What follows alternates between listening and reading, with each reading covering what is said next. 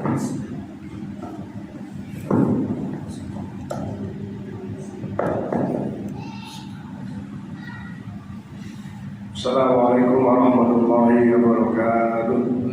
Ya Rabbi bil Mustafa balli maqasidana waghfir lana ma madha ya wasi'al karami.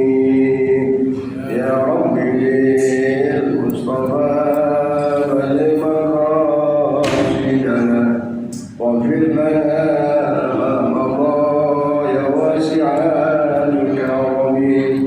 وما حوى الظهر من خير ومن كرم وكل طرف من الكفار آله عميم. يا ربي المصطفى بلغ مقاصدنا واغفر لنا ما مضى يا واسع الكرم. فالصدق في الظهر والصدق لم يرم وهم يقولون ما بالغار من عارمي. يا ربي المصطفى بلغ مقاصدنا واغفر لنا ما مضى يا واسع الكرم. ظل الحمام وظل العنكبوت على خير البرية لم تنسح لم تحمي. يا ربي المصطفى بلغ مقاصدنا واغفر لنا ما مضى يا واسع الكرم.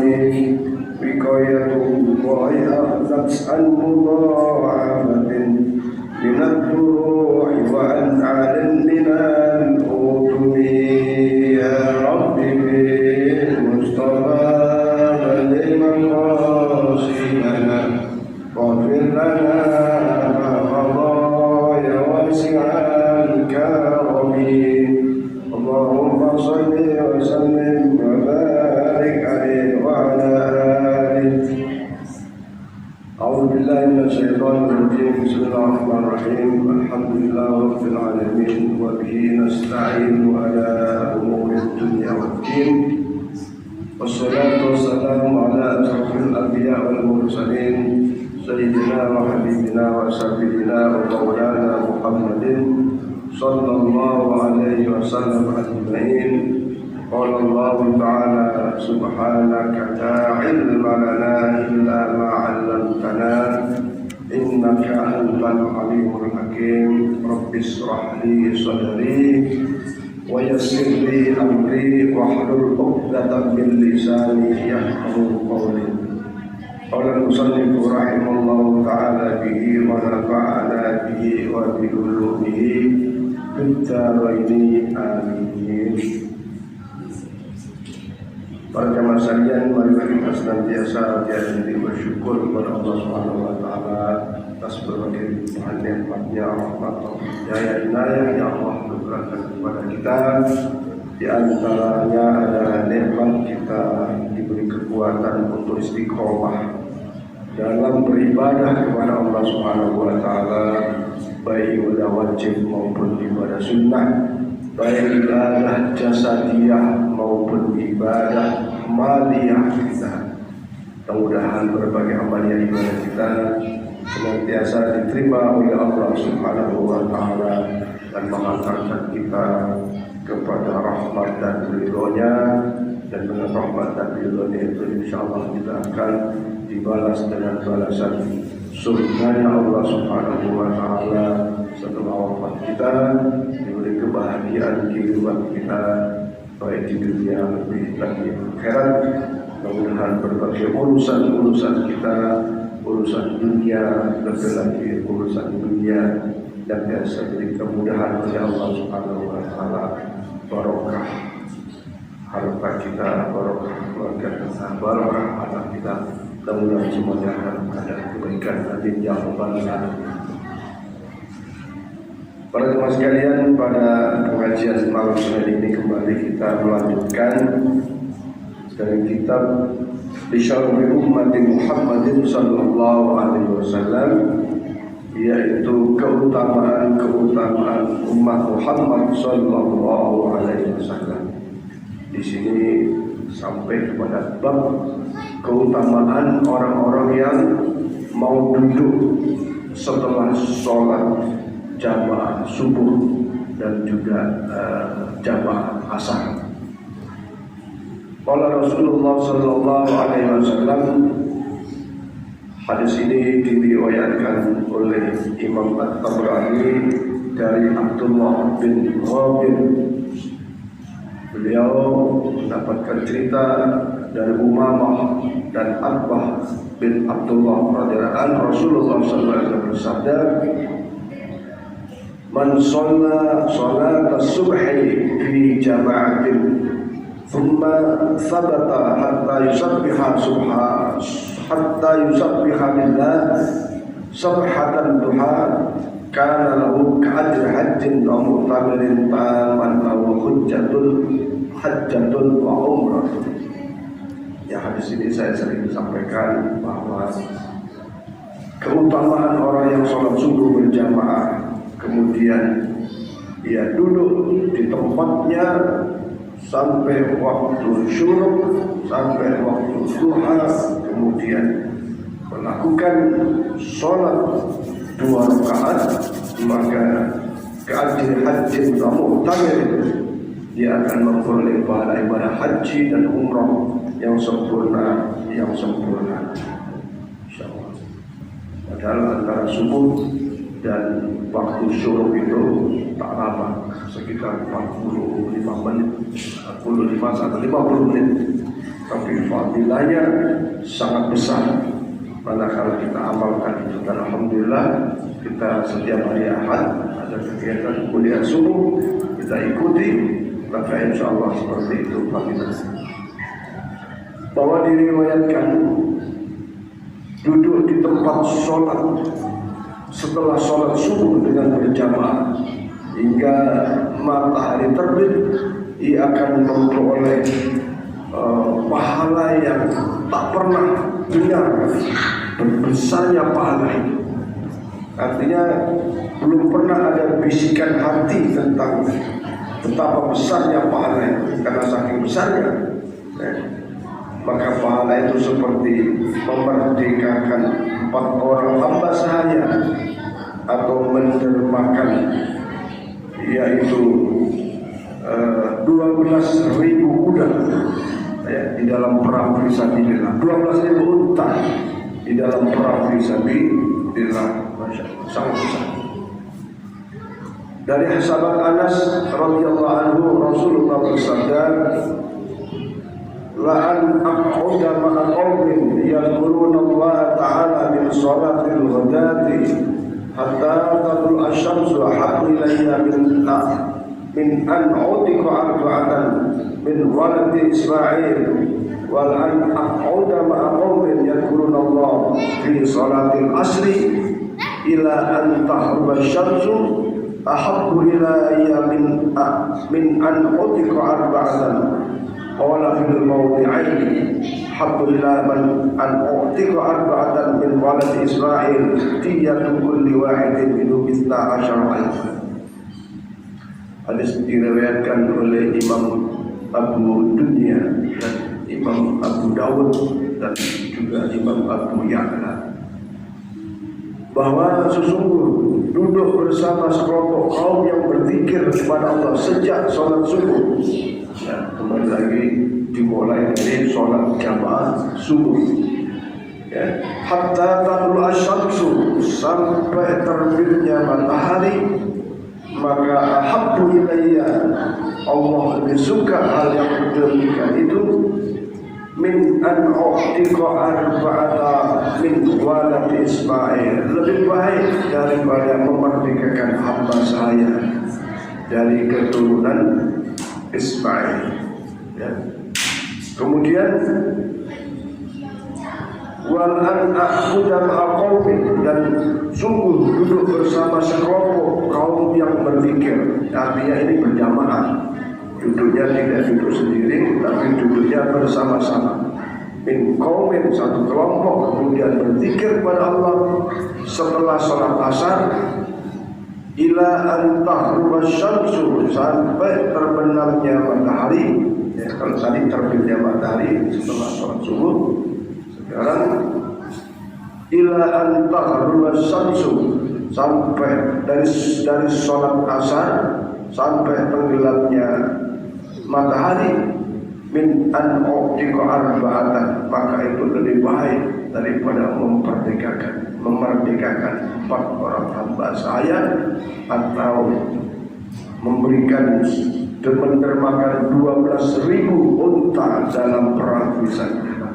Ahabbu ilayya min Allah lebih suka amalan-amalan tadi, yaitu duduk setelah sholat asar sampai tenggelamnya matahari, dibandingkan dengan memerdekakan 4 orang budak atau 12.000 unta untuk perang fisabilillah.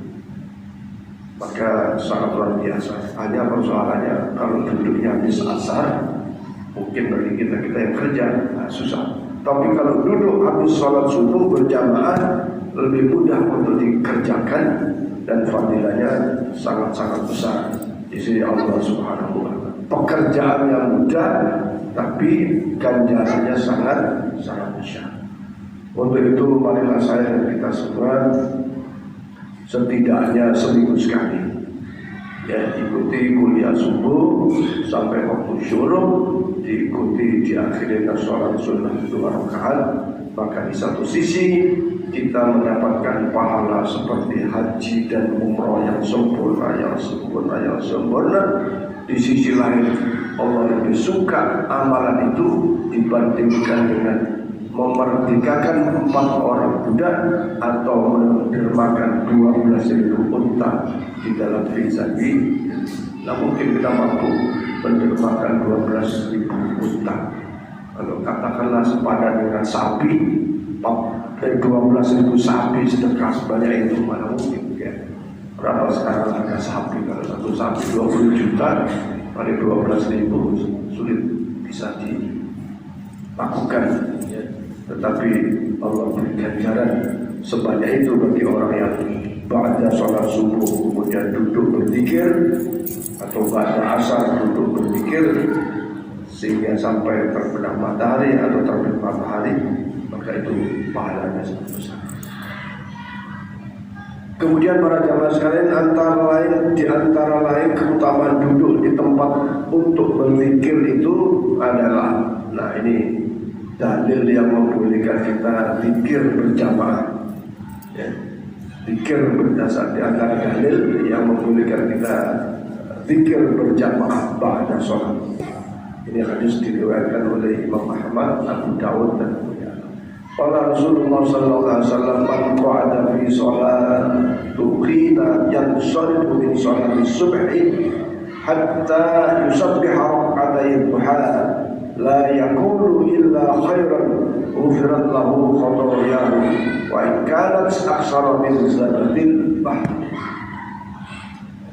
Barang siapa yang setelah sholat subuh berjamaah kemudian duduk dan ikut berzikir, ya, seperti kita akan berzikir habis sholat, salam zikir, tidak salam langsung pulang, tapi ikut berzikir, ya, kemudian hina yansarifu min sholati subh hatta yusabbih, sampai waktu duha, tanpa la yaqulu illa khairan, tanpa ada bicara-bicara kecuali kebaikan, ghufrat lahu khatayahu, maka Allah ampuni segala dosa-dosa kita, segala kesalahan-kesalahan kita.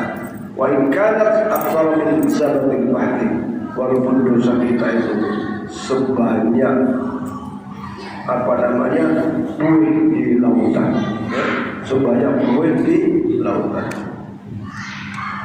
Kemudian hadis lain Rasulullah bersabda, hadis dari Imam Ahmad, Abu Dawud dan Abu Ya'la, Rasulullah bersabda, man shalla sholatal fajri thumma qa'ada yadhkurullah hatta tatlu'a syamsu wajabat lahul jannah.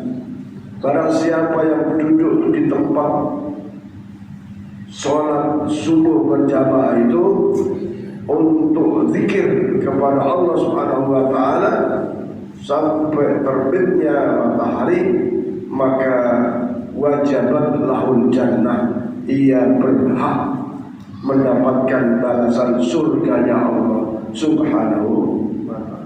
Sangat banyak, sangat besar fadilah-fadilah manakala kita sholat jamaah subuh, duduk-duduk dan berzikir sampai waktu syuruk atau terbit matahari, maka luar biasa fadilahnya sangat besar.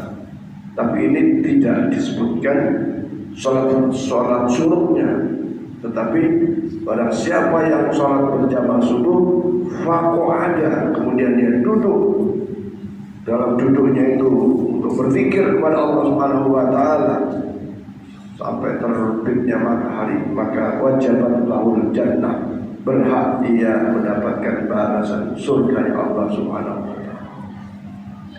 Kemudian hadis dari Abu Umamah radhiyallahu anhu, Rasulullah SAW bersabda, man shallal fajri thumma dzakarallaha hatta tatlu asy-syamsu thumma shalla rak'atain arba'a raka'atin lam tamassa jildahu nar. Barang siapa yang sholat subuh berjamaah kemudian berzikir sampai terbitnya matahari, kemudian summa shalla rak'ataini, diakhiri dengan sholat 2 rakaat, atau 4 rakaatin, atau sholat sunat 4 rakaat, lam tamassa jildahu nar, maka tidak akan merasakan sentuhan-sentuhan dari api neraka. Hadis diriwayatkan oleh Imam Al-Bukhari. Nah, para jamaah sekalian, hadis-hadis yang sejenis sungguh sangat banyak. Maka marilah saya dan kita semua berusaha setidak-tidaknya pada hari Ahad, hari subuh, ada kuliah subuh, kita ikuti sejenak sekitar 40 sampai 50 menit dengan mengikuti kuliah subuh, mendengarkan tausiah atau ilmu, dan juga zikir-zikir, maka begitu besar pahala yang Allah berikan kepada kita. Mudah-mudahan kita istiqomah mengikutinya dalam kegiatan di masjid kita, yaitu kuliah subuh. Kemudian para jemaah sekalian, nah ini ada fadilah amalan yang saya kira perlu untuk kita lakukan. Ada hadis yang diriwayatkan oleh Imam At-Tirmidzi, qala Rasulullah sallallahu alaihi wasallam. Ini kita sudah mengamalkan, cuma jumlahnya yang berbeda. Qala Rasulullah sallallahu alaihi wasallam, man qala fi duburi salatil fajr wa huwa sajid rijlaihi qabla an yatakallam, la ilaha illallah wahdahu la syarika lah, lahul mulku wa lahul hamdu yuhyi wa yumiitu wa ala kulli syai'in qadir, asra marratin kataballahu lahu asra hasanatin wa maha'an wa asra sayyi'atin wa rafa'alahu asra darajatin wa kana yawmahu dhalika kullahu fi khirzin min kulli makruhin wa harasa min asyaitan wa lam yanbaghi li dhanbi ayyuhlikahu fi dhalika al-yawm illa asyirku billahi ta'ala. Rasulullah bersabda, barang siapa yang setelah sholat subuh zikir-zikir sebagaimana zikir kita, kemudian membaca la ilaha illallah wahdahu la syarika lah, lahul mulku wa lahul hamdu yuhyi wa yumiitu wa huwa ala kulli syai'in qadir, asra marratin, 10 kali. Ya, kalau kita berapa? 3 kali kan? 3 kali kan? Maka siapa yang baca 10 kali, maka kataballahu lahu asra hasanatin, Allah akan catat baginya yang membaca tadi 10 kali asra hasanatin, ya, 10 kebaikan. Itu di luar fadilah sholat subuhnya, ya. Tapi yang baca tadi itu ya 10 kali, maka Allah akan catat baginya 10 kebaikan. Wa maha'anu asra sayyi'atin, Allah akan hapus kesalahan-kesalahan kita, keburukan-keburukan kita 10 kali. Nah, jadi yang jelek dihapus, ya, kemudian yang ditambah kebaikannya. Wa rafa'ahu asra darajatin, dan Allah angkat derajat, ya, derajat kita, derajat di sisi Allah 10 kali lipat. Wa kana yawmuhu, maka pada hari itu kullu hadin min kulli makruhin, bahwa siapa yang mengamalkan itu, maka bacaan yang telah dibaca itu sebagai benteng dari segala hal yang sedang benteng dari segala hal yang membuat keburukan, artinya terhindar dari keburukan hati, misalnya benci, ada rasa hasud, ini akan terjaga karena fadilah amalan itu, ya. Sekaligus waharasa minas syaitan, sebagai benteng dari godaan-godaan setan. Dan orang yang mengamalkan itu tidak sepantasnya terjadi pelanggaran dosa pada hari itu, kecuali dosa syirik kepada Allah Subhanahu. Artinya kalau kita mau mengamalkan 10 kali pada subuh, nanti ada pada 111. Kalau subuh 10 kali, maka fadilah-fadilah yang kita sampaikan tadi dianggap sebagai sebuah 10 kebaikan, kemudian menghapus 10 keburukan, diangkat derajatnya oleh Allah 10 derajat, dan pada hari itu seakan dia akan terhindar dari penyakit hati dan bahkan menjadi benteng dari godaan-godaan setan. Artinya dimungkinkan tidak melakukan dosa-dosa, ya, kecuali illa syirku billah ta'ala, kecuali dosa syirik, ya. Masya Allah. Kemudian man qala hadha dzikra 10 marratin ba'dal maghribi ba'athallahu lahu maslahatan yahfazunahu minasyaitan hatta yusbiha wa kataballahu lahu bi 10 hasanatin mujibatin wa maha'an 10 sayyi'atin mubiqatin wa kana lahu ba'du 10 raqabati mu'minatin. Barang siapa yang membaca kalimat tadi, la ilaha illallah la syarika lahu lahul mulku wa lahul hamdu wa yuhyi wa yumiitu wa huwa ala kulli syai'in qadir, dibaca ba'dal maghribi, setelah sholat maghrib, maka Allah akan mengutus satu pasukan untuk memeliharanya dari godaan-godaan setan hatta yusbiha, sampai pagi. Bayangkan kalau dari maghrib sampai pagi tidak ada dosa sama sekali, maka itu satu prestasi buat kita. Dan Allah mencatat untuknya 10 hasanat, 10 kebaikan yang mujibatin, yang pasti, yang tetap. Wa mahanu 10 sayyi'atin mubiqatin, juga Allah akan menghapus daripada 10 dosa yang membinasakan, ya. Artinya dosa itu dapat menghancurkan berbagai kebaikan-kebaikan kita, maka kami tak amalkan itu akan terjaga dari hal yang demikian itu. Kemudian wakana lahu ba'du 10, dan manakala dibaca seperti itu ba'da maghrib 10 kali, sama dengan memerdekakan yaitu hamba sahaya, budak-budak yang mukmin.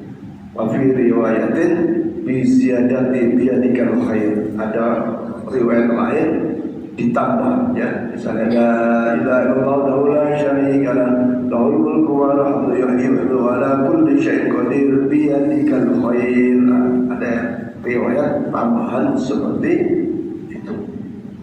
Intinya para jemaah sekalian, apakah selama ini kan kita cuma tiga kita baca, nah bukan berarti kita baca 3 kali tidak ada nilainya, ya. Tetapi hadis ini menunjukkan kesunahannya membaca, yaitu 10 kali pada ba'da subuh dan juga ba'da maghrib, ya, pada maghrib. Maka boleh nanti kayak tadi pagi ya. Tadi pagi kan sudah dibaca 10 kali. Ya, dulu pernah kita tawarkan waktu pengajian model Ustaz 3 kali jam ya. Tapi saya kira ya udahlah.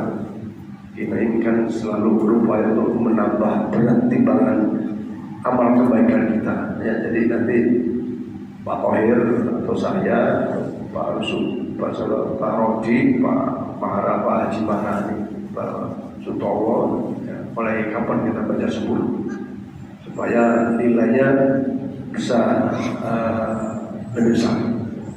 Apalagi kalau kita membacanya itu adalah 100 kali dalam satu hari. Di sini disebutkan hadis dari At-Tabrani, qala Rasulullah SAW, dan juga hadis ini sebagian dari Imam Abu Hurairah, man qala dzalika mi'ata marratin kana yawma idin min afdali ahli al-ardi amalan illa man qala mithla ma qala aw zada ala ma qala. Barang siapa yang membaca 100 kali dalam satu hari satu malam, ya, maka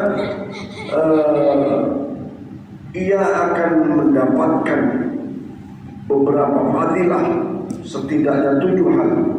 Pertama, memperoleh pahala. Kedua, terhapusnya dosa-dosa. Ketiga, bertambahnya derajat di sisi Allah. Kemudian terpelihara dari godaan setan, diselamatkan dari bencana, diselamatkan dari kekecewaan atau azab Allah Subhanahu wa Ta'ala. Masya Allah. Dan mendapatkan kemuliaan di sisi Allah Subhanahu wa Ta'ala dan dianggap yang paling mulia. Hamba itu yang membaca 100 kali. Tidak ada yang paling mulia kecuali dia. Kecuali ada yang lebih banyak. Misalnya si A ternyata bacanya 110, maka dia mendapatkan artinya mendapatkan derajat yang lebih dibanding yang baca cuma 100. Nah, saya kira ini sudah hafal semua. Cuman artinya harus kita pahami juga nih. Ya, artinya ayo kita mantapkan. Ya, mari kita maknai. La ilaha illallah. Tidak ada zat yang hak yang wajib disembah illallah kecuali Allah. Siapa Allah itu? Tentu kita harus menanyakan Allah lah yang menciptakan segala yang ada. Ya, Allah yang menjadikan segala yang ada, baik di alam dunia, mulai dari yang menciptakan Allah khalaqas samawati wal ard, Allah lah yang menciptakan langit dan bumi. Allah khalaqas samsa wal qamar, Allah yang menciptakan matahari dan rembulan. Ya, Allah khalaqas samawati, yang menciptakan langit dan bumi, lautan apapun, termasuk menciptakan segala macam bentuk makhluk dari yang terbesar sampai yang terkecil. Allah lah yang memenuhi hajat-hajat makhluknya, hajat-hajat hambanya. Allah lah yang memberikan karunia. Bahkan Allah lah yang maha memberi pahala, memberi balasan dunia dan akhirat. Dan Allah pula yang mengampuni, yaitu segala dosa dan kesalahan kita. Maka Allah itulah Allah kita yang hak, yang wajib disembah. Tiada zat yang wajib disembah dengan hak kecuali Allah Subhanahu wa Ta'ala. Dan wahdahu, yang esa, yang tunggal. Wahdahu la syarikalah, dan Allah itu tidak bersekutu, ya, tidak bersekutu. Ya, Allahu Ahad, Allahus Samad. Lahul mulku, Allah pula yang merajai segala keadaan, ya, keadaan hambanya di dunia, keadaan hambanya nanti di hari kiamat. Ya, Maharaja Maharaja dirajanya. Walahul hamdu, hanya baginya kita memujinya, ya, kita memujinya.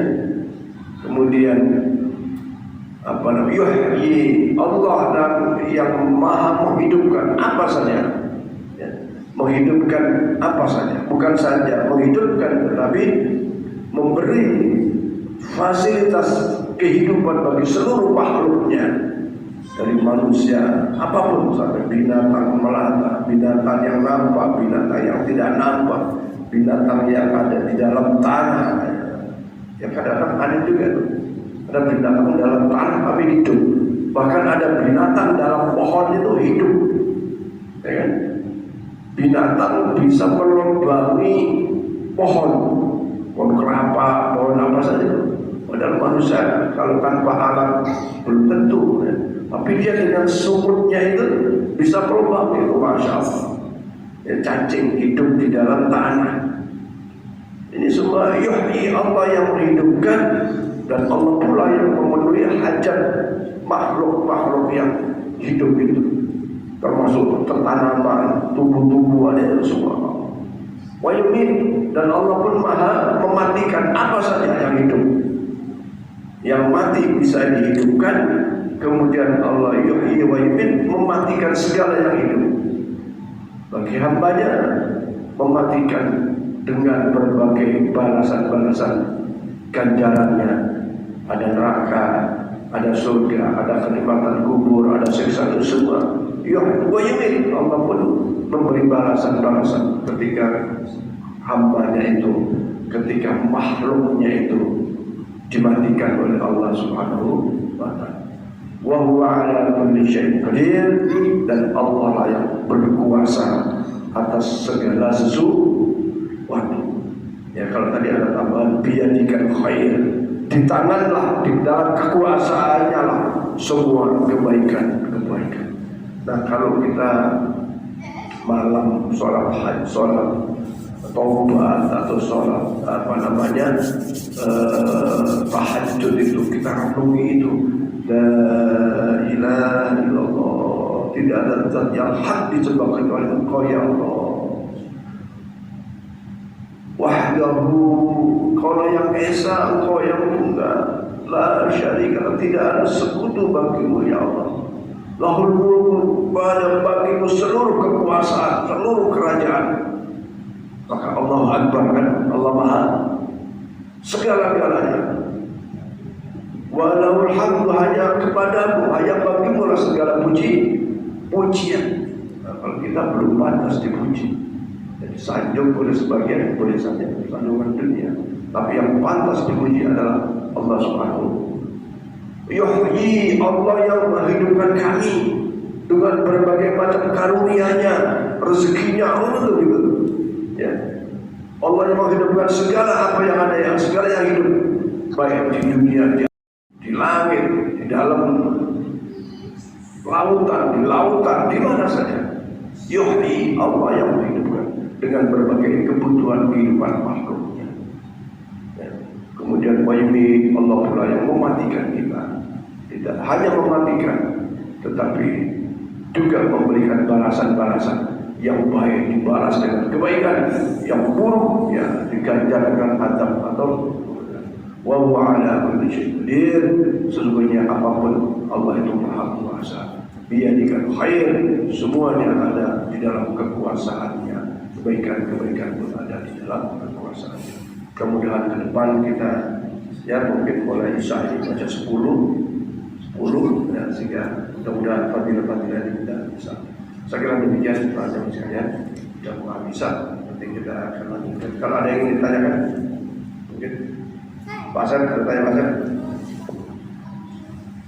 Nah, para jemaah sekalian, khususnya para imam ini sedikit demi sedikit, wirid-wirid itu kita pahami maknanya, termasuk doa-doa yang kita baca itu sedikit banyak harus ada yang nyantol di dalam maknanya, ya, di dalam terjemahannya, ya, sehingga menambah kekhusyuan di dalam doa-doa kita, termasuk di dalam sholat kita. Setidaknya Fatihah itu kita harus paham betul ya, Fatihah paham dari sisi karena Fatihah itu, surat Fatihah itu sesungguhnya ada dua hak yang ada, yaitu hak Allah Subhanahu wa Ta'ala sekaligus sifat-sifatnya, dan juga ada hak hambanya dengan doa-doanya.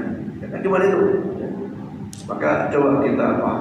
Misalnya kalau secara terjemahannya ya, kalau Bismillahirrahmanirrahim pasti kita tahu ya, kita menerjemahkannya dengan asma Allah, dengan menyebut nama asma, dengan menyebut nama-nama Allah yang Maha Pengasih, Maha Penyayang.